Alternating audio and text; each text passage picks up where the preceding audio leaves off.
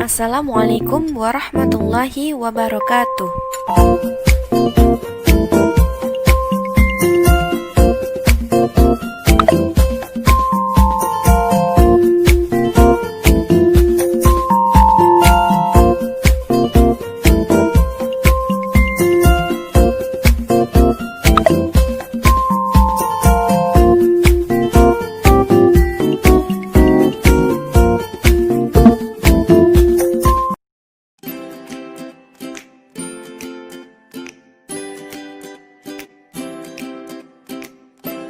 Untuk materi yang pertama akan disampaikan oleh Della Nur Oktaviani. Pengertian masa dewasa.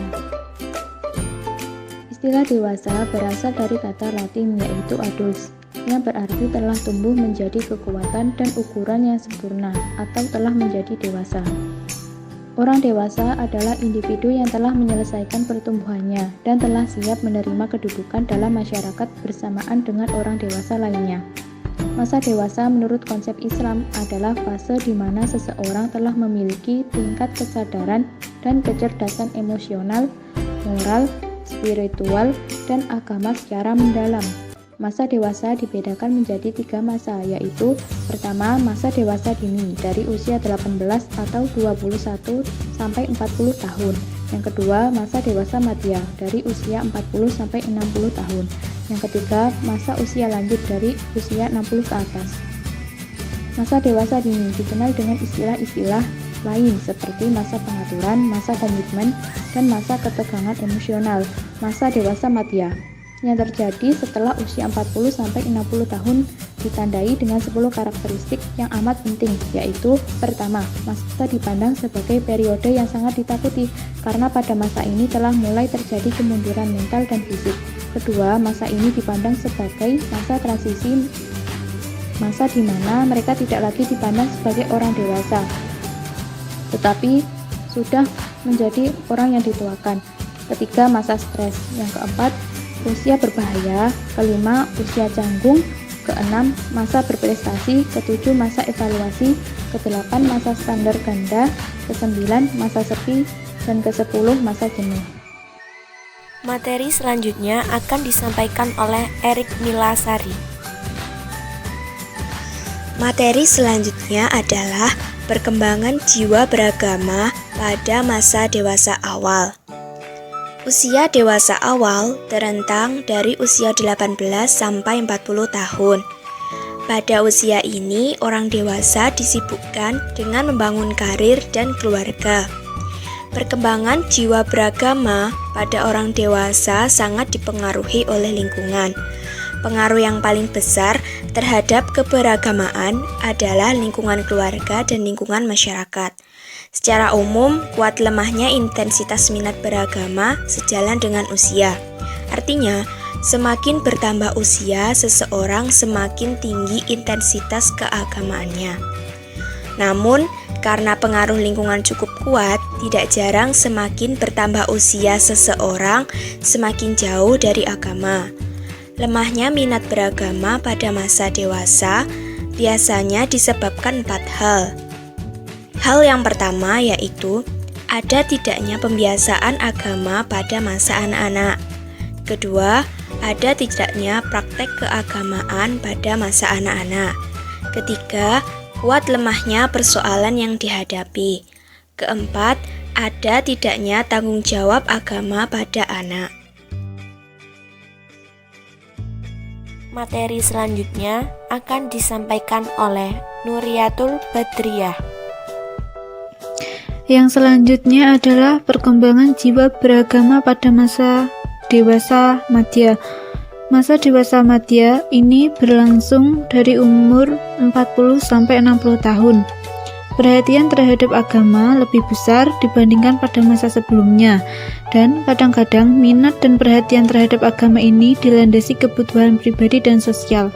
Alasan peningkatan pengalaman agama bagi orang dewasa madya yang berasal dari ajaran agama adalah kesadaran mereka akan kematian. Secara logika, kematian telah mulai mendekati mereka. Materi berikutnya akan disampaikan oleh Zahroatus Solikah. Di sini saya akan menjelaskan tentang perkembangan jiwa beragama pada masa usia lanjut. Usia lanjut adalah bagian akhir dari masa dewasa. Usia lanjut terentang dari usia 61 tahun sampai akhir hayat. Pada usia lanjut terjadi perubahan fisik dan psikis. Perubahan fisik dan psikis ini membawa pengaruh pada penyesuaian diri yang dapat terjadi dalam bentuk penyesuaian diri yang baik ataupun buruk. Hal ini tergantung pada bagaimana orang usia lanjut menyikapi keadaannya tersebut. Minat agama pada usia lanjut selalu dipengaruhi cara beragama dan pengetahuan agama yang mereka terima pada usia sebelumnya. Mereka yang memiliki dasar-dasar pengetahuan agama yang baik pada masa muda cenderung memiliki minat agama yang besar pada usia lanjut. Kesadaran akan kematian dianggap sebagai salah satu pemicu orang usia lanjut berminat terhadap agama dan pengamalannya. Materi berikutnya akan disampaikan oleh Berliananda Makayunin Elvina. Saya akan menyampaikan pendidikan agama pada masa dewasa.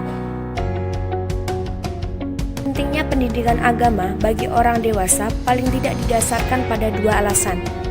Yang pertama, orang dewasa telah melewati masa ragu terhadap kepercayaannya. Berarti, ia telah menentukan pola kehidupan beragamanya yang akan ditempuhnya.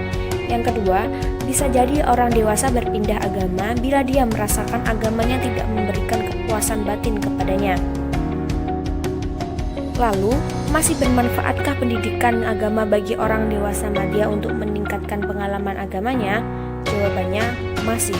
Tetapi di samping materi yang disampaikan, sangat perlu diperhatikan metode penyampaian pendidikan agama pada kelompok ini.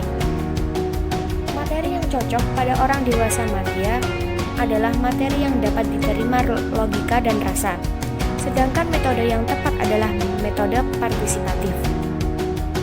Di dalam ajaran Islam, pendidikan agama diberikan kepada orang dewasa, kemudian orang dewasa bertanggung jawab terhadap pendidikan agama anak-anaknya. Kemudian, pendidikan agama menjadi sangat penting bagi orang dewasa dibandingkan masa-masa sebelumnya. Orang dewasa belajar agama dengan upaya sendiri. Berbeda dengan anak-anak yang wajib mengajari adalah orang tuanya. Pendidikan agama pada orang dewasa sebaiknya mengikuti prinsip pendidikan orang dewasa atau andragogi.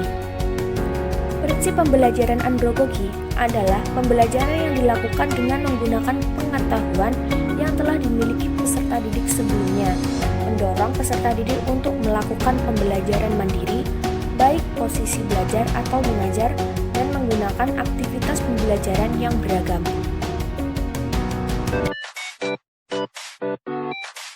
Sekian video presentasi dari kelompok kami. Terima kasih. Wassalamualaikum warahmatullahi wabarakatuh.